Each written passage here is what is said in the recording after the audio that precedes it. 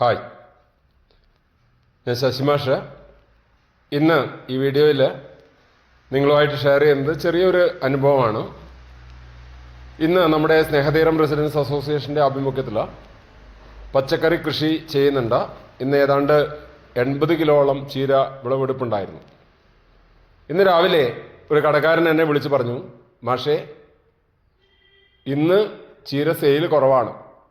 കാരണം മറ്റൊന്നുമല്ല, ഇന്ന് നൽകിയ ചീരയിൽ ചില സ്പോട്ടുകൾ, ചില ഇലകൾ തറഞ്ഞ് കിടന്നിരുന്നു, ചില പാടുകൾ വന്നു തുടങ്ങിയിരുന്നു.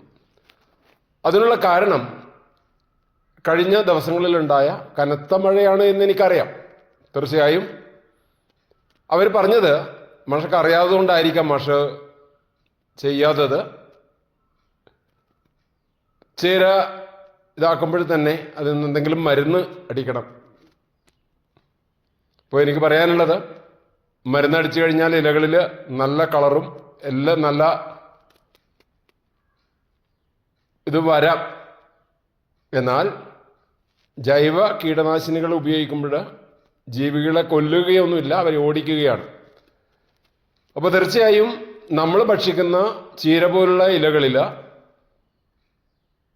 രാസ കീടനാശിനികൾ അടിച്ചു കഴിഞ്ഞാൽ അത് എത്രമാത്രം ആരോഗ്യദായകമാകും എന്ന് നമ്മൾ സ്വയം മനസ്സിലാക്കേണ്ടതാണ്, സ്വയം ചിന്തിക്കേണ്ടതാണ്.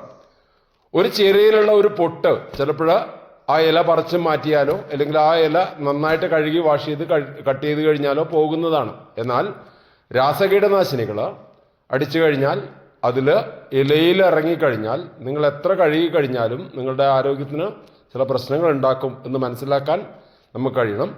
നമ്മളൊരു ചീര വാങ്ങുമ്പോൾ ഇത് ആര് നൽകിയതാണ്, എവിടെ നിന്ന് വന്നതാണ്, എന്താണ് എന്ന് മനസ്സിലാക്കാനുള്ള ഒരു വിവേകം വാങ്ങുന്ന ആളുകൾ കാണിക്കണം എന്നാണ് നിങ്ങളോട് അഭ്യർത്ഥിക്കാനുള്ളത്.